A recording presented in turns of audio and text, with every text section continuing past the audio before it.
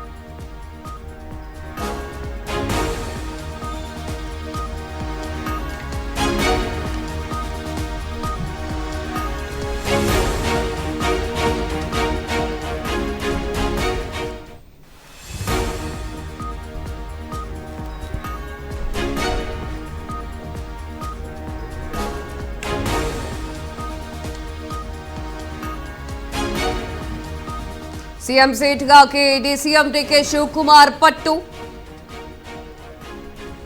CM ಬಣ ಹಾಗೂ ಡಿ.ಕೆ. ಶಿವಕುಮಾರ್ ಬಣದ ನಡುವೆ ಪೈಪೋಟಿ. ಮುಖ್ಯಮಂತ್ರಿ ಸೀಟ್ ಸದ್ಯಕ್ಕೆ ಖಾಲಿ ಇಲ್ಲ ಅಂತ ಹೇಳ್ತಾ ಇರುವಂತಹ ಖರ್ಗೆ ಸೈಲೆಂಟ್ ಆಗಿಯೇ ಡಿ.ಕೆ. ಶಿವಕುಮಾರ್ ಪಟ್ಟಿಗೆ ಖರ್ಗೆ ತಿರುಗೇಟನ್ನ ನೀಡಿದ್ದಾರೆ. ನಮ್ಮೆಲ್ಲರ ಹಣೆ ಬರಹ ಹೈಕಮಾಂಡ್ ನಿರ್ಧಾರ ಮಾಡುತ್ತೆ ಅಂತ ಹೇಳ್ತಾ ಇರುವಂತಹ ಖರ್ಗೆ ಸೈಲೆಂಟ್ ಆಗಿದ್ದೇ ಚೆಕ್ ಮೇಟ್ ಇಟ್ರ ಸಿಎಂ ಸಿದ್ದು. ರಾಜ್ಯ ಕಾಂಗ್ರೆಸ್ನಲ್ಲಿ ಪಟ್ಟಕ್ಕಾಗಿ ಕಿತ್ತಾಟ. ಸಿಎಂ ಸೀಟ್ಗಾಗಿ ಡಿಸಿಎಂ ಡಿ.ಕೆ. ಶಿವಕುಮಾರ್ ಅವರು ಪಟ್ಟು.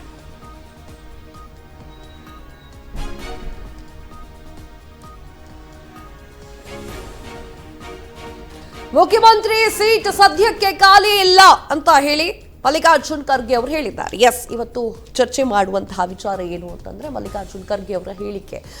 ಆ ಒಂದು ಹೇಳಿಕೆ ಸಾಕಷ್ಟು ವಿಚಾರಗಳನ್ನು ತಿಳಿಸ್ತಾ ಇದೆ. ಸದ್ಯಕ್ಕೆ ಯಾವುದೇ ರೀತಿಯಾಗಿರುವಂತಹ ಕುರ್ಚಿಗಳು ಖಾಲಿ ಇಲ್ಲ, ಸದ್ಯಕ್ಕೆ ಸಿಎಂ ಬದಲಾವಣೆ ಇಲ್ಲವೇ ಇಲ್ಲ ಅಂತ ಹೇಳಿರುವಂತಹ ಹೇಳಿಕೆ ಡಿ.ಕೆ. ಶಿವಕುಮಾರ್ ಅವರ ಕನಸನ್ನ ನುಚ್ಚು ನೂರು ಮಾಡಿದೆ. ಅದೇನೋ ಹೇಳ್ತಾರಲ್ಲ, ಡಿ.ಕೆ. ಶಿವಕುಮಾರ್ ಅವರು ಸಾಕಷ್ಟು ಆಸೆ ಆಕಾಂಕ್ಷೆಗಳನ್ನ ಇಟ್ಕೊಂಡಿದ್ರು. ಆ ಒಂದು ಹೇಳಿಕೆ ಎಲ್ಲವನ್ನೂ ಕೂಡ ತಿರುವಿ ಹಾಕಿಬಿಡ್ತು. ಹಾಗೆ ಯಾರು ಹೈಕಮಾಂಡ್ ಬಂದ್ರು, ಯಾರು ಏನು ಮನವಿ ಮಾಡಿಕೊಂಡ್ರು ಕೂಡ ವ್ಯತ್ಯಾಸ ಆಗೋದಿಲ್ಲ ಅನ್ನುವಂತಹ ರೀತಿಯಲ್ಲಿ ಖರ್ಗೆ ಅವರು ಹೇಳಿಕೆಯನ್ನ ನೀಡಿದ್ದಾರೆ. ಇದರ ಬಗ್ಗೆ ಮಾತನಾಡಲಿಕ್ಕೆ ಇರ್ಷಾದ್ ಅಹಮದ್ ಶೇಖ್ ಕಾಂಗ್ರೆಸ್ ವಕ್ತಾರರು ಹಾಗೆ ಲೋಹಿತ್ ಅವರು ಬಿಜೆಪಿ ವಕ್ತಾರರು ನಮ್ಮ ಜೊತೆಗಿದ್ದಾರೆ. ಸರ್, ನಮಸ್ತೆ, ಕಾರ್ಯಕ್ರಮಕ್ಕೆ ಸ್ವಾಗತ. ಪ್ರಪ್ರಥಮ ಬಾರಿಗೆ ಇರ್ಷಾದ್ ಸರ್ ಹತ್ರ ಕೇಳಬೇಕಾಗಿರುವಂತಹ ಪ್ರಶ್ನೆ, ಡಿ.ಕೆ. ಶಿವಕುಮಾರ್ ಅವರ ಕನಸು ನನಸಾಗಿಲ್ವಾ ಸರ್, ಮುರಿದೋಯ್ತಾ ಅಂತ? ನೋಡಿ, ಮಾನ್ಯ ಎಐಸಿಸಿ ಅಧ್ಯಕ್ಷರಾದಂಥ ಮಲ್ಲಿಕಾರ್ಜುನ್ ಖರ್ಗೆಜಿ ಅವರು ಇವತ್ತು ಒಂದು ಸ್ಪಷ್ಟವಾಗಿ ಏನು ಈ ರಾಜ್ಯದಲ್ಲಿ ಅದು ಮಾಧ್ಯಮದಲ್ಲಿರ್ಬೋದು ಅಥವಾ ಜನರಲ್ಲಿ ಒಂದು ತಪ್ಪು ಗ್ರಹಿಕೆ ಹೋಗ್ತಾ ಇತ್ತು. ಬಣ ಬಡಿದಾಟ ಇದೆ, ಇಲ್ಲಿ ಕುರ್ಚಿಗಾಗಿ ಕಿತ್ತಾಟ ಇದೆ ಅಂತ. ಅಂಥದ್ದೇನೂ ಇಲ್ಲ. ಹೈಕಮಾಂಡ್ ಸೂಕ್ತ ಸಮಯದಲ್ಲಿ ಸೂಕ್ತ ನಿರ್ಧಾರ ತೆಗೆದುಕೊಳ್ಳುತ್ತೆ.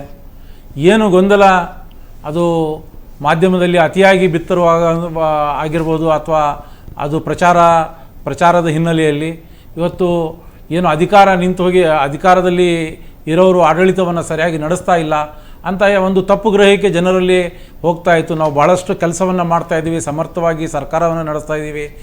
ಈ ರಾಜ್ಯದ ಜನರಿಗೆ ಏನು ನಾವು ಕೊಡಬೇಕಾಗಿರುವಂಥ ವಾಗ್ದಾನಗಳನ್ನು ಮಾಡಿದ್ವಿ ನಮ್ಮ ಪ್ರಣಾಳಿಕೆಯಲ್ಲಿ, ಅದನ್ನೆಲ್ಲ ಕೊಡ್ತಾ ಇದ್ದೀವಿ. ಎಲ್ಲೋ ಒಂದು ಕಡೆ ಈ ಮಾಧ್ಯಮದ ಮೂಲಕ ಏನು ಜನರಲ್ಲಿ ತಪ್ಪು ಗ್ರಹಿಕೆ ಆಗ್ತಾ ಇದೆ, ಅದಕ್ಕೆ ಮಾನ್ಯ AICC ಅಧ್ಯಕ್ಷರಾದಂಥ ಖರ್ಗೆ ಅವರು ಇವತ್ತು ಹೈಕಮಾಂಡ್ ಅಂದರೆ ಮಾನ್ಯ ರಾಹುಲ್ ಗಾಂಧಿ ಅವರು, ಸೋನಿಯಾ ಗಾಂಧಿ ಅವರನ್ನು ಒಳಗೊಂಡು ನಮ್ಮ AICC ಅಧ್ಯಕ್ಷರಾದಂಥ ಖರ್ಗೆ ಅವರು ಹೇಳಿದ್ದಾರೆ, ನಾವು ಸಮಯ ಬಂದಾಗ ಸೂಕ್ತ ನಿರ್ಧಾರವನ್ನು ಕೈಗೊಳ್ತೀವಿ. ಏನು ಗೊಂದಲಗಳು ಸ್ವಲ್ಪ ಹೆಚ್ಚು ಕಮ್ಮಿ ಗೊಂದಲಗಳು ಇದ್ರೂ ಅದನ್ನು ಎಲ್ಲರನ್ನೂ ಬಗೆಹರಿಸಿಕೊಂಡು ಒಂದು ಒಟ್ಟಾಗಿ ಈ ರಾಜ್ಯಕ್ಕೆ, ಈ ರಾಜ್ಯದ ಜನರಿಗೆ ಏನು ನಾವು ವಾಗ್ದಾನ ಕೊಟ್ಟಿದ್ದೀವಿ ಅದನ್ನ ಮುಂದಿನ ದಿನಗಳಲ್ಲಿ ಅದನ್ನ ಸಮರ್ಥವಾಗಿ ನಾವು ಮಾಡ್ತೀವಿ ಅಂತ ಅವರು ಸ್ಪಷ್ಟ ಸಂದೇಶವನ್ನ ಮಾಧ್ಯಮದವರು ಮಾತ್ರ ಹೇಳಿಲ್ಲ. ಅದನ್ನ ನಿಮ್ಗೆ ಕಂಪ್ಲೀಟ್ ಆಗಿ ಹೇಳ್ಬಿಡ್ತೀನಿ. ಮಾಧ್ಯಮದವರು ಬಣ ಬಡಿದಾಟ ಇದೆ ಅಂತ ಹೇಳ್ತಾ ಕೂತಿಲ್ಲ. ಬಣ ಬಡಿದಾಟ ಇದೆ ಅನ್ನುವಂತ ವಿಚಾರಗಳನ್ನ ಕಾಂಗ್ರೆಸ್ನ ಸಾಕಷ್ಟು ನಾಯಕರೇ ಮಾಧ್ಯಮದ ಮುಂದೆ ಪ್ರತಿಕ್ರಿಯೆ ನೀಡಬೇಕಾದ್ರೆ ಹೇಳಿದ್ದಾರೆ. ಇನ್ನೊಂದು ವಿಚಾರ ಏನು ಅಂತಂದ್ರೆ, ಎಸ್, ಮಲ್ಲಿಕಾರ್ಜುನ್ ಖರ್ಗೆ ಅವರ ಹೇಳಿರುವಂತ ಆ ಒಂದು ಹೇಳಿಕೆ ಈಗ DK ಶಿವಕುಮಾರ್ ಅವರ ಕನಸಿಗೆ ತಣ್ಣೀರನ್ನ ಎರಚಿದ್ಯಾ ಅಥವಾ ಎರಚಿಲ್ವಾ ಅಷ್ಟೇ ಬೇಕಾಗಿದೆ. ನೋಡಿ, ನಾನು ಹೇಳ್ತಾ ಇರೋದು ರಾಜಕಾರಣ ಮತ್ತೆ ನಾವು ಇವತ್ತೇನು ಜನರಿಗೆ ಇವತ್ತು ವಾಗ್ದಾನವನ್ನು ಕೊಟ್ಟಿದ್ದೀವಿ, ಒಂದು ಒಳ್ಳೆಯ ಆಡಳಿತವನ್ನು ಕೊಡ್ತೀವಿ ಅಂತ, ಇದು ಎರಡು ಬೇರೆ ಬೇರೆ ವಿಷಯಗಳು. ಇವಾಗ ರಾಜಕಾರಣದಲ್ಲಿರೋರು ರಾಜಕಾರಣ ಮಾಡಲೇಬೇಕಾಗ್ತದೆ. ಅದು ರಾಜಕಾರಣ ಶಾಸಕರಿರೋರು ಸಚಿವರಾಗಬೇಕು, ಸಚಿವರಿರೋರು ಮುಖ್ಯಮಂತ್ರಿ ಆಗಬೇಕು. ಇದು ಒಂದು ಕಡೆ ರಾಜಕಾರಣ ಅಲ್ಲ, ಹೋಗಿ ಭೇಟಿ ಕೊಟ್ಟು ಬರ್ತಿದ್ದ ಅಲ್ಲ, ಅಲ್ಲೇ ಬರ್ತಾ ಇದ್ದೇನೆ. ಸೊ ರಾಜಕಾರಣನೂ ನಾವು ಮಾಡಬೇಕಾಗುತ್ತೆ. ಈ ಶಾಸಕರಾದವರು ಸಚಿವರಾಗಬೇಕಾಗುತ್ತೆ. ಸಚಿವರಾಗೋರಿಗೆ ಆಕಾಂಕ್ಷೆ ಇದ್ದೇ ಇರುತ್ತೆ, ನಾನು ಮುಖ್ಯಮಂತ್ರಿ ಆಗ್ಬೇಕಂತ. ಸೊ ಈ ಥರ ಈ ರಾಜಕಾರಣನೂ ಆಗಬೇಕು. ಜೊತೆನಲ್ಲಿ ಈ ಸಮರ್ಥವಾಗಿ ಒಂದು ದಕ್ಷ ಆಡಳಿತವನ್ನು ನಾವು ಇವತ್ತು ಏನು ಜನರಿಗೆ ಹೇಳಿದ್ವಿ ಅದನ್ನು ಅಲ್ಲ ಕೊಡಬೇಕಾಗ್ತದೆ. ಸೊ ಅದನ್ನು ನಾವು ಕೊಡ್ತಾ ಇದ್ದೀವಿ. ಲೋಹಿತ್ ಅವರೇ, ವಿಚಾರ ಇಷ್ಟೇ, ಮಲ್ಲಿಕಾರ್ಜುನ್ ಖರ್ಗೆ ಅವರ ಒಂದು ಹೇಳಿಕೆ ಸಾಕಷ್ಟು ವಿಚಾರಗಳನ್ನ ಬಿತ್ತರಿಸ್ತಾ ಇದೆ. ಅದರಲ್ಲೂ ಮುಖ್ಯವಾಗಿ ಪ್ರಮುಖವಾಗಿ DK ಶಿವಕುಮಾರ್ ಅವರ ಕನಸು ನುಚ್ಚು ನೂರಾಗಿದೆ ಅಂತ ಹೇಳಿ ಈ ಒಂದು ಹೇಳಿಕೆ ಹೇಳ್ತಾ ಇರುವಂಥದ್ದು. ಇದರ ಜೊತೆಗೆ ನೀವೇ ಮುಖ್ಯಮಂತ್ರಿ ಆಗ್ತೀರಾ ಅಂತ ಕೇಳುವಂತಹ ಪ್ರಶ್ನೆಗೆ ಹಣೆ ಬರದಲ್ಲಿ ಇರಬೇಕು ಅನ್ನುವಂಥ ವಿಚಾರಗಳನ್ನು ಕೂಡ ಅವ್ರು ಮಾತನಾಡ್ತಾರೆ. ಏನು ಹೇಳ್ತೀರಿ? ನೋಡಿ, ಇವರ ಏನು ಕಳೆದ 2023ರಲ್ಲಿ ಇವರು ಜನಸಾಮಾನ್ಯರಿಗೆ, ವಿಶೇಷವಾಗಿ ಕರ್ನಾಟಕ ರಾಜ್ಯದ ಜನತೆಗೆ ಮಂಕು ಬೂದಿ ಎರಚಿ ಸುಳ್ಳು ಆಶ್ವಾಸನೆ ಅವರ ಪ್ರಣಾಳಿಕೆ ಮೂಲಕ ಭರವಸೆ ಕೊಟ್ಟು ಅತ್ಯಧಿಕವಾದಂಥ 136 ಒಂದು ವಿಧಾನಸಭಾ ಕ್ಷೇತ್ರ ಗೆದ್ದಂಥ ಕಾಂಗ್ರೆಸ್ ಸರ್ಕಾರ ಆ ರಚನೆ ಮಾಡೋದಕ್ಕೆ ಸಾಕಷ್ಟು ಗೊಂದಲ ಒಂದು 10-15 ದಿನನೇ ತಗೊಂಡ್ರು ದೆಹಲಿ ಹೈಕಮಾಂಡಲ್ಲಿ. ಅಷ್ಟೊಂದು ದುರ್ಬಲ ಹೈಕಮಾಂಡು, ಯಾವುದೇ ರೀತಿ ಒಂದು ನಿರ್ಧಾರ ತಗೊಳ್ಳೋದಕ್ಕೂ ಅಶಕ್ತರಿರೋ ಅಂಥ ಒಂದು ವಾತಾವರಣ ಇರೋಂಥ ಒಂದು AICC ಅದು. ಆ ನಿಟ್ಟಿನಲ್ಲಿ ಏನು ಸಿದ್ದರಾಮಯ್ಯ ಮಾನ್ಯ ಮುಖ್ಯಮಂತ್ರಿಗಳಾದಂಥ ಶ್ರೀ ಸಿದ್ದರಾಮಯ್ಯರವರು, ಉಪಮುಖ್ಯಮಂತ್ರಿಗಳಾದ DK ಶಿವಕುಮಾರ್ ಅವರ ಮಧ್ಯ ಹಗ್ಗ ಜಗ್ಗಾಟ ಆಗಿ ಆವು ಏಣಿ ಒಂದು ಆಟದಲ್ಲಿ ಸಿದ್ದರಾಮಯ್ಯನವರು ಅವತ್ತು ಜಯಶೀಲರಾಗಿದ್ದಾರೆ. ಅವರ ಆಂತರಿಕ ವಿಚಾರ ಅದು, ನಮಗೆ ಸಂಬಂಧ ಇಲ್ಲ. ನಾವು ಜನಸಾಮಾನ್ಯರ ಒಂದು ಧ್ವನಿ, ಅವರ ಒಂದು ಪ್ರತಿನಿಧಿಯಾಗಿ, ಅವರ ಒಂದು ಭರವಸೆಯಾಗಿ ನಾವು ವಿರೋಧ ಪಕ್ಷದವರು ನಾವು ಅವರ ಅಸಮರ್ಪಕ ಆಡಳಿತದ ವಿರುದ್ಧ ಧ್ವನಿ ಎತ್ತಂಥದ್ದು ನಮ್ಮ ಆದ್ಯ ಕರ್ತವ್ಯ. ಅವರ ಒಂದು ಆಡಳಿತ ವೈಫಲ್ಯನ ಎತ್ತಿ ಹಿಡಿಯುವಂಥದ್ದು ನಮ್ಮ ಕರ್ತವ್ಯ. ಆ ನಿಟ್ಟಿನಲ್ಲಿ ನಮಗೆ ಹೆಚ್ಚಿನ ಒಂದು ಆಸಕ್ತಿ ಇದೆ. ಬಿಟ್ಟರೆ ಇವರ ಆಂತರಿಕ ವಿಚಾರವಂಥದ್ದು, ಅವರ ನಾಯಕತ್ವ ಬದಲಾವಣೆ, ಕುರ್ಚಿ ಗದ್ದಾಟದಲ್ಲಿ ನಮಗಿಲ್ಲ. ಆದರೆ ಇವರು ಬಂದಂಥ ದಿನದಿಂದನೂ ಇಲ್ಲಿ ತನಕ ಆಲ್ಮೋಸ್ಟ್ 3 ವರ್ಷ ಆಗ್ತಾ ಬರ್ತಾ ಇದೆ. ಇವರ ಅಸಮರ್ಪಕ ಆಡಳಿತ, ಇವರ ಕುರ್ಚಿ ಕಾದಾಟದಿಂದ ಇವತ್ತು ಏನು ಜನಸಾಮಾನ್ಯರು ಇವತ್ತು ನರಳ್ತಾ ಇದ್ದಾರೆ, ಸೊರಗ್ತಾ ಇದ್ದಾರೆ. ಇವ್ರಿಗೆ ಯಾವುದೇ ರೀತಿಯೂ ಸಹ ಇವರಿಂದ ನ್ಯಾಯ ಸಿಗ್ತಾ ಇಲ್ಲ. ಎಲ್ಲ ವರ್ಗದವರಿಗೂ ಅನ್ಯಾಯ ಆಗ್ತದೆ. ರೈತಾಪಿ ವರ್ಗ ಆಗಿರ್ಬೋದು, ಕೂಲಿ ಕಾರ್ಮಿಕರ ವರ್ಗ ಆಗಿರ್ಬೋದು, ಯಾವುದೇ ಆಗಿರ್ಬೋದು. ಇನ್ನೊಂದು ಬಂದೆ, ಏನು ಮಾನ್ಯ ಮಲ್ಲಿಕಾರ್ಜುನ್ ಖರ್ಗೆ ಅವರಿದ್ದಾರೆ, ಇವತ್ತು DK ಶಿವಕುಮಾರ್ ಇವತ್ತು ಓವರ್ ಕ್ಲೇಮ್ ಮಾಡ್ತಾ ಇದ್ದಾರೆ. ನಾನೇ ಮುಖ್ಯಮಂತ್ರಿ. ನಾವು ಒಂದು ರಾಜಕೀಯ ಪಕ್ಷ, ನಾವು ಅದನ್ನ ಗ್ರಹಿಸಿ ಅರ್ಥ ಮಾಡ್ಕೊಂಡು ನಮ್ಮ ಅಭಿಪ್ರಾಯ ಹೇಳಬೇಕು ಅಂತಂದ್ರೆ ಅವರು ಓವರ್ ಕ್ಲೇಮ್ ಮಾಡ್ತಾರೆ. ಯಾಕಂದ್ರೆ ಕಾಂಗ್ರೆಸ್ ಅಲ್ಲಿ ಹಿರಿಯ ಸಚಿವರು, ಹಿರಿಯರು ಸಾಕಷ್ಟು ಜನ ಇದ್ದಾರೆ, ದುಡ್ದಂತವ್ರು ಇದ್ದಾರೆ. ಮಾನ್ಯ ಇವತ್ತು ಈ ದಲಿತ ಸಮುದಾಯದ ಪರಮೇಶ್ವರ್ ಅವರು 8 ವರ್ಷ 2 ಅವಧಿಗೆ ಅವರು KPCC ಅಧ್ಯಕ್ಷರಾಗಿದ್ದು, ಇವರು ಒಂದೇ ಅವಧಿಗೆ ಇವತ್ತು ನಾನೇ ತಂದಿದ್ದೀನಿ ಅಂತ ಹೇಳಿ ಅವರು ತುಂಬಾ ಓವರ್ ಪ್ರೊಜೆಕ್ಟ್ ಮಾಡ್ತಿದ್ದಾರೆ ಅಂತ ನಮ್ಮ ಅಭಿಪ್ರಾಯ. ಇರ್ಷಾದ್ ಅವರೇ, ನಂದೊಂದು ಪ್ರಶ್ನೆ ಇದೆ. ಏನು ಅಂತಂದ್ರೆ, ಇಷ್ಟು ದಿನ ಬೇಕಾಗಿದ್ದ ಮಲ್ಲಿಕಾರ್ಜುನ್ ಖರ್ಗೆ ಅವರಿಗೆ ಬಂದು ಹೇಳಲಿಕ್ಕೆ, ಮಾಧ್ಯಮಗಳಿಗೆ ಅಂದ್ರೆ ಆನ್ಸರ್ ಮಾಡ್ಲಿಕ್ಕೆ, ಸದ್ಯಕ್ಕೆ CM ಬದಲಾವಣೆ ಇಲ್ಲ ಅಂತ ಹೇಳಲಿಕ್ಕೆ ಇಷ್ಟು ದಿನ ಅಗತ್ಯ ಇತ್ತಾ? ಹಿಂದೆ ಹಲವಾರು ಬಾರಿ ಅವರು ಈ ತರ ಹೇಳಿಕೆಯನ್ನು ನೀಡಿದ್ದಾರೆ. ಯಾವುದೇ ನಮ್ಮಲ್ಲಿ ಗೊಂದಲಗಳಿಲ್ಲ, ಸೂಕ್ತ ಸಮಯದಲ್ಲಿ ನಾವು ನಿರ್ಣಯ ಕೈಗೊಳ್ತೀವಿ. ಈಗಾಗಲೇ ಮಾನ್ಯ ಮುಖ್ಯಮಂತ್ರಿಗಳು ದಕ್ಷ ಆಡಳಿತವನ್ನು ನಡೆಸ್ತಾ ಇದ್ದಾರೆ. ಯಾವುದೇ ಗೊಂದಲಗಳಿಲ್ಲ, ಯಾವುದೇ ಸಮಸ್ಯೆ ಇಲ್ಲ.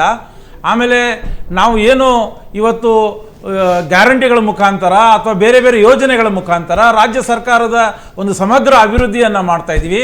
ಸೊ ಆ ಅಭಿವೃದ್ಧಿಗೆ ನಾವು ಮುಂದುವರಿಸ್ತೀವಿ. ಅಂಥದ್ದೇನೂ ಇದು ಇಲ್ಲ, ಅಂಥದ್ದು ಯಾವ ಗೊಂದಲಗಳನ್ನೂ ಇಲ್ಲ. ಮಾನ್ಯ ಹೈಕಮಾಂಡ್ ಮತ್ತು ಮಾನ್ಯ ಖರ್ಗೆಜಿ ಅವರು ಮೊದಲೂ ಹೇಳಿದ್ದಾರೆ, ನಮ್ಮಲ್ಲಿ ಯಾವುದೇ ಗೊಂದಲಗಳಿಲ್ಲ, ಯಾವುದೇ ಬಣ ಇಲ್ಲ. ಇವತ್ತು ಎಲ್ಲರೂ ಒಟ್ಟಾಗಿ ರಾಜ್ಯ ಸರ್ಕಾರ ಪ್ರತಿಯೊಬ್ಬ ಶಾಸಕರು ಕೂಡ ಬಣ ಇದೆ ಅನ್ನುವಂತ ರೀತಿಯಲ್ಲಿ ನಡ್ಕೊಂಡಿದ್ರು ಸರ್. ಸುಮ್ನೆ ಮಾಧ್ಯಮದವ್ರು ಕೂತ್ಕೊಂಡಿದ್ರ ಬಗ್ಗೆ ಮಾತನಾಡ್ಲಿಕ್ಕೆ ಹಿಡಿದಿದೆ ಸರ್. ನಾನು ಹೇಳ್ತಾ ಇದ್ದೀನಲ್ಲ, ರಾಜಕಾರಣ ಅದು ಒಂದು ಭಾಗ. ನಾವು ಆಡಳಿತ ಪಕ್ಷದಲ್ಲಿ ಇದ್ದು ನಾವು ಇವತ್ತೊಂದು ಸರ್ಕಾರವನ್ನು ನಡೆಸ್ತಾ ಇದ್ದೀವಿ. ಸೊ ರಾಜಕಾರಣ ಮಾಡೋರು ಮಾಡ್ತಿರ್ತಾರೆ. ಅದ್ರ ಜೊತೆನಲ್ಲಿ ನಾವು ಅಭಿವೃದ್ಧಿ ಕೆಲಸವನ್ನು ನಾವು ಕೇಂದ್ರೀಕೃತ ಮಾಡಿರುವುದು ಈ ರಾಜ್ಯದ ಸರ್ವಾಂಗೀಣ ಅಭಿವೃದ್ಧಿ ಮಾಡಬೇಕು, ಈ ರಾಜ್ಯದ ಜನರಿಗೆ ಒಂದು ಒಳ್ಳೆ ಆಡಳಿತ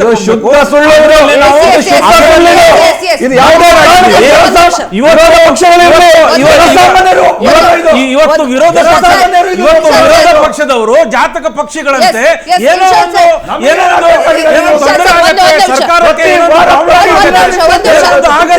ನಮ್ಗೆ ಇದರ ಲಾಭ ಸಿಗತ್ತೆ ಪಕ್ಷದಿಂದ ಕಾಯುವಂತ ಕೆಲಸ. ಇದರ ಜೊತೆಗೆ ನಮ್ಮ ಈ ಒಂದು ಚರ್ಚೆಗೆ ತಿಮ್ಮೇಗೌಡರು ಜೆಡಿಎಸ್ ವಕ್ತಾರರು ಕೂಡ ಬಂದಿದ್ದಾರೆ ಸರ್. ಕಾರ್ಯಕ್ರಮಕ್ಕೆ ಸ್ವಾಗತ. ಎಸ್, ಮಾತನಾಡ್ತಾ ಇದ್ವಿ ಏನು ಅಂತಂದ್ರೆ, ಇಷ್ಟು ದಿನ ಬೇಕಾಯ್ತಾ ಮಲ್ಲಿಕಾರ್ಜುನ್ ಖರ್ಗೆ ಅವರಿಗೆ ಮಾಧ್ಯಮದವ್ರನ್ನ ಕರೆಸಿ ಮಾತಾಡ್ಲಿಕ್ಕೆ ಎನ್ನುವಂತ ಪ್ರಶ್ನೆ.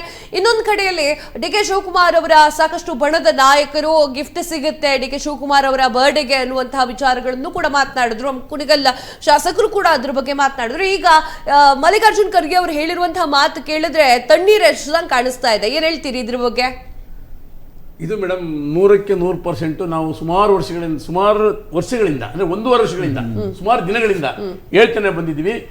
ಈ ಕಾಂಗ್ರೆಸ್ ಪಕ್ಷದ ಈ ನಡವಳಿಕೆ ಜನ ಕ್ಷಮಿಸೋದಿಲ್ಲ ಅಂತೇಳಿ. ಯಾಕೆಂತಂದ್ರೆ ಇವ್ರಿಗೆ ಅಧಿಕಾರ ಕೊಟ್ಟಿದ್ದು ನೀವು ಅಧಿಕಾರ ಮಾಡಿ ಅಂತ ಬಿಟ್ಬಿಟ್ಟು ನೀವು ಈ ಚರ್ಚೆಗಳು ನಮ್ಗೆ ಯಾತಕ್ಕೆ ಬೇಕು? ನೋಡಿದ್ರೆ ಎಲ್ಲಾ ಚಾನಲ್ಗಳಲ್ಲಿ ಪೇಪರ್ ಇದೇ ಚರ್ಚೆ ಆಗುತ್ತೆ. ಅಭಿವೃದ್ಧಿ ಬಗ್ಗೆ ಎಲ್ಲಾದ್ರೂ ಚರ್ಚೆ ಆಗುತ್ತಾ? ಇಲ್ಲ. ಒಂದ್ ಕಡೆ ಹೇಳ್ತಾರೆ ನಾನು CM ಆಗ್ತೀನಿ ಅಂತ, ಇನ್ನೊಂದ್ ಕಡೆ ಹೇಳ್ತಾರೆ ಇಲ್ಲ ರೀ 5 ವರ್ಷ CM ಅಂತ ಒಬ್ರು ಹೇಳ್ಕೊಡ್ತಾರೆ. ಇನ್ನೊಂದ್ ಕಡೆ ಒಂದು ಬಣ ಇನ್ನೊಂದು ಬಣ. ನೋಡಿ ಇವತ್ತು ನಮ್ಮ ವಕ್ತಾರ ಹೇಳ್ತಾರೆ ಯಾವುದೇ ಬಣ ಇಲ್ಲ, ಯಾವುದೇ ಗೊಂದಲ ಇಲ್ಲ ಅಂತ. ನಿಜವಾಗಿ 100% ಶುದ್ಧ ಸುಳ್ಳು. ಸನ್ಮಾನ್ಯ ಡಿ.ಕೆ. ಶಿವಕುಮಾರ್ ಹೇಳಿದರೆ ಯಾವುದೇ ಗೊಂದಲ ಇಲ್ಲ ಅಂತ. ಅದೇ ಟೈಮಲ್ಲಿ ಸನ್ಮಾನ್ಯ ಹಿರಿಯರಾದಂತಹ ಸನ್ಮಾನ್ಯ ಮಲ್ಲಿಕಾರ್ಜುನ್ ಖರ್ಗೆ ಹೇಳಿದರೆ ಈ ಗೊಂದಲ ಎಲ್ಲ ನಿವಾರಿಸ್ತೀವಿ ಅಂತ.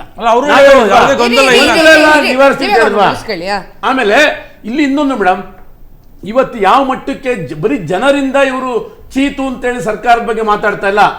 ಸ್ವತಃ ಆ ಪಕ್ಷದ ಆಡಳಿತ ಪಕ್ಷದ ಶಾಸಕರೇ ಇವತ್ತು 40-50 ಜನ ಡೆಲ್ಲಿಗೆ ಹೋಗ್ತಾರೆ ಅಂತ ಒಂದ್ ಕಡೆ ಹೇಳ್ತಾರೆ, ಮೀಟಿಂಗ್ ಮಾಡ್ತೀನಿ ಅಂತ ಒಂದ್ ಕಡೆ ಹೇಳ್ತಾರೆ. ಇದು ಉದ್ದೇಶ ಏನು ಅಂತಂದ್ರೆ ನೋಡಿ, ಒಂದ್ ಕಡೆ ಅನುದಾನ ಸಿಗ್ತಾ ಇಲ್ಲ, ಒಂದ್ ಕಡೆ ಅಭಿವೃದ್ಧಿ ಆಗ್ತಾ ಇಲ್ಲ.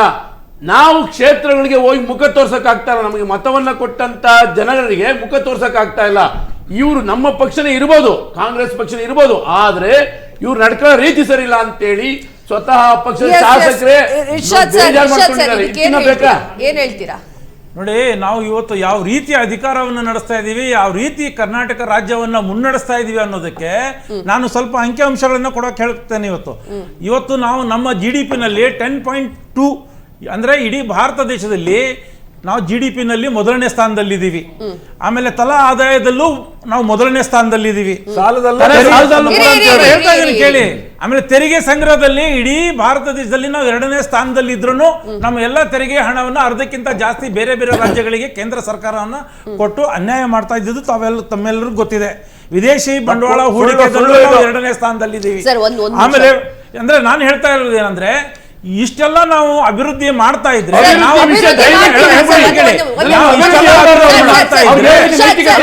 ಮಾಧ್ಯಮದವರ ಒಂದ್ ಮಾತು ಹೇಳ್ಬಿಡ್ತೀನಿ. ಅಭಿವೃದ್ಧಿ ಮಾಡ್ತಾ ಇದ್ರೆ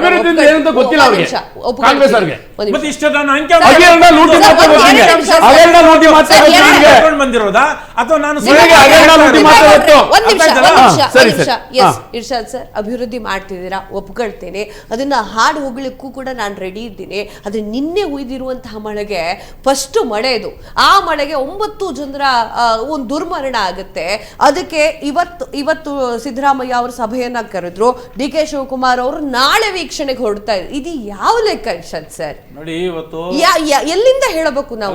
ಅದು ಬಹಳ ಅತ್ಯಂತ ಒಂದು ಹೃದಯ ವಿದ್ರಾವಕ ಸರ್, ವಿದ್ರಾವಕ ಘಟನೆ ಅದಕ್ಕಿಂತ ಮುಂಚೆ ಬೇಸಿಗೆಗಾಲ, ಚಳಿಗಾಲ ಅಂತ 2 ಗಾಲ ಇತ್ತು. ಆ ಗಾಲದಲ್ಲಿ ಸರಿಯಾದ ರೀತಿಯಲ್ಲಿ ವ್ಯವಸ್ಥೆಯನ್ನ ಮಾಡ್ಕೊಂಡಿದ್ರೆ ಇವಾಗ ಅಗತ್ಯ ಬಹಳಷ್ಟು ವ್ಯವಸ್ಥೆಗಳನ್ನ ನಾವು ಮಾಡ್ಕೊಂಡಿದ್ವಿ. ಈಗಾಗಲೇ 5,000 ಕೋಟಿ ರೂಪಾಯಿ ಇವತ್ತು ಬೆಂಗಳೂರಿಗೆ ಬೇರೆ ಬೇರೆ ರೀತಿಯಲ್ಲಿ, ಅದು ಮಳೆ ಹಾನಿ ಆಗಿರ್ಬೋದು ಅಥವಾ ನೆರೆ ಬರುವಂತ ಪರಿಸ್ಥಿತಿಯಲ್ಲಿ ಇರ್ಬೋದು ಅಥವಾ ಅತಿಯಾದಂತಹ ಶಿವಕುಮಾರ್ ಅವ್ರು ಗ್ರೇಟರ್ ಬೆಂಗಳೂರು ಮಾಡ್ತೀನಿ ಅಂತ ಹೇಳಿದ್ರು, ಖುಷಿ ನಮಗೆ. ಆದ್ರೆ ನಾಳೆ ನಿನ್ನೆ ಆಗಿರೋ ಘಟನೆ ನಾಳೆ ವೀಕ್ಷಣೆಗೆ ಬರುವಂತದ್ದು ಏನ್ ನೋಡಿ. ಇವಾಗ ನಿನ್ನೆ ಮಾನ್ಯ ಮುಖ್ಯಮಂತ್ರಿಗಳು ಹೋಗಿದ್ದಾರೆ, ಉಪಮುಖ್ಯಮಂತ್ರಿಗಳು ಹೋಗಿದ್ದಾರೆ, ಅಲ್ಲಿ ವೀಕ್ಷಣೆ ಮಾಡಿದ್ದಾರೆ.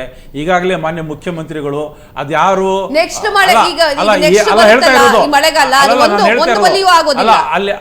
ಅಲ್ಲಿ ಯಾರು ಜವಾಬ್ದಾರಿ ಇದ್ದಾರೆ ಅವ್ರ ಮೇಲೆ ಅಲ್ಲ ಕ್ರಮವನ್ನು ವಹಿಸೋದಕ್ಕೆ ಹೇಳಿದ್ದಾರೆ. ಆ AEE ಅಮಾನತು ಮಾಡೋದಕ್ಕೆ ಹೇಳಿದ್ದಾರೆ. ಆಮೇಲೆ ಯಾವ ರೀತಿಯಲ್ಲಿ ಅಚಾತುರ್ಯ ನಡೀತು ಅದಕ್ಕೆ ಎಲ್ಲ ಇವತ್ತು ಅವರು ಉತ್ತರವನ್ನು ಕೊಟ್ಟಿದ್ದಾರೆ. ಇದೊಂದು ಹೃದಯ ವಿದ್ರಾವಕ ಘಟನೆ, ಇದು ಆಗಬಾರ್ದಾಗಿತ್ತು. ಇದು ಏನು ಬಹಳ ನೋವಿನ ಸಂಗತಿ. ಖರ್ಗೆರ್ ಅವರ ಸ್ಟೇಟ್ಮೆಂಟ್ ಇದೆಯಲ್ಲ, ಇದು ವಿಶೇಷವಾಗಿ ಭಾರಿ ಒಂದು ಏನು ಮಾನ್ಯ ಉಪಮುಖ್ಯಮಂತ್ರಿಗಳಂತ ಶ್ರೀ DK ಶಿವಕುಮಾರ್ ಅವರು ಪ್ರಾರಂಭದ ದಿನಗಳಿಂದನೂ ಇಲ್ಲಿ ತನಕನೂ ಸಹ ತುಂಬಾ ಬುದ್ಧಿವಂತಿಕೆಯಿಂದ ತುಂಬಾ ಚಾಣಾಕ್ಷತನದಿಂದ ಇದು ಜೀವಂತವಾಗಿ ಈ ಕುರ್ಚಿ ಕಾದಾಟ ಅನ್ನೋದು ಜೀವಂತವಾಗಿ ಈ ಸಬ್ಜೆಕ್ಟ್ನ ಇಡೋ ಅಂಥದ್ದು ಪ್ರಯತ್ನ ಮಾಡಿದ್ರು. ಏನು ಮೊದಲನೇ ಬಾರಿಗೆ ಶಾಸಕರಾದಂತಹ ಶಿವಗಂಗಾ ಬಸವರಾಜಿಂದ ಹಿಡಿದು ಇಕ್ಬಾಲ್ ಹುಸೇನ್ ಆಗಿರ್ಬೋದು ರಾಮನಗರ, ಕುದಲೂರು ಉದಯ್ ಆಗಿರ್ಬೋದು, ನಮ್ಮ ಕುಣಿಗಲ್ ಶಾಸಕರು ರಂಗನಾಥ್, ಬಾಲಕೃಷ್ಣ, ಇವರ ಏನು ಬೆಂಗಳೂರು ಸುತ್ತಮುತ್ತ ಇರೋಂಥ ಇವರ ಬಳಗ ಏನಿದೆಯಲ್ಲ, ಇವರ ಪಟಾಲಂ ಮೂಲಕ ಸಾಕಷ್ಟು ಹಲವಾರು ವಿವಿಧ ಚಟುವಟಿಕೆಗಳು ಇಲ್ಲಿ ಮಾಧ್ಯಮದಲ್ಲಿ ಅದನ್ನು ಜೀವಂತವಾಗಿ ಇಡೋಂಥ ಒಂದು ಪ್ರಯತ್ನ. ಅದೇ ರೀತಿಯಲ್ಲೇ ನಯನಾ ಮೋಟಮ್ಮ ಆಗಿರ್ಬೋದು, ಇನ್ನಿತರೆ ಸಾಕಷ್ಟು ಮೊದಲನೇ ಬಾರಿ ಶಾಸಕರು ಗೆದ್ದಂಥದ್ದು ಇದು ಹೈಕಮಾಂಡ್ ಡೆಲ್ಲಿಗೆ ಹೋಗಿ ಭೇಟಿ ಮಾಡಿ ನಿವೇದನೆ ಮಾಡ್ಕೊಂಡಿದ್ದು, DK ಶಿವಕುಮಾರ್ ಅವ್ರ ಪರ ಲಾಬಿ ಮಾಡಿದಂಥದ್ದು. ಇವತ್ತು ಮತ್ತೆ ಇವರು ಯಾರು ಕೃಷಿ ಸಚಿವರಾದಂತಹ ಚಲುವರಾಯಸ್ವಾಮಿ ಅವರು ಸಹ ಹೋಗಿ ಬಂದದ್ದು. ಇವೆಲ್ಲ ನೋಡಿದ್ರೆ MLCಗಳು ಪುಟ್ಟಣ್ಣಯ್ಯ ಅವರೆಲ್ಲ ಒಂದು ನೇತೃತ್ವದಲ್ಲಿ ಹೋಗಿ ಬಂದಿದ್ದು. ಇವರೆಲ್ಲ ನೋಡಿದ್ರೆ ಇವತ್ತು ಅದನ್ನ ಅವ್ರ ಪಕ್ಷದಲ್ಲೇ ಹೇಳ್ತಾ ಇದ್ದಾರೆ. ಇವತ್ತು KN ರಾಜಣ್ಣ ಹಿರಿಯ ಸಚಿವರು ಅವರು ಒಂದು ಗಟ್ಟಿಯಾಗಿ ಧ್ವನಿ ಎತ್ತಿದ್ದಕ್ಕೆ ಅವ್ರ ಪಾಪ ಅವ್ರ ಹಿರಿತನನ್ನು ಗಮನಿಸದಲ್ಲೇ ಅವ್ರಿಗೆ ಏಕಾಏಕಿ ಒಂದು ರಾಜೀನಾಮೆ ಪಡೆದು ಅವ್ರಿಗೆ ಅವಮಾನ ಮಾಡಿದಂಥ ದಲಿತ ಸಚಿವನಿಗೆ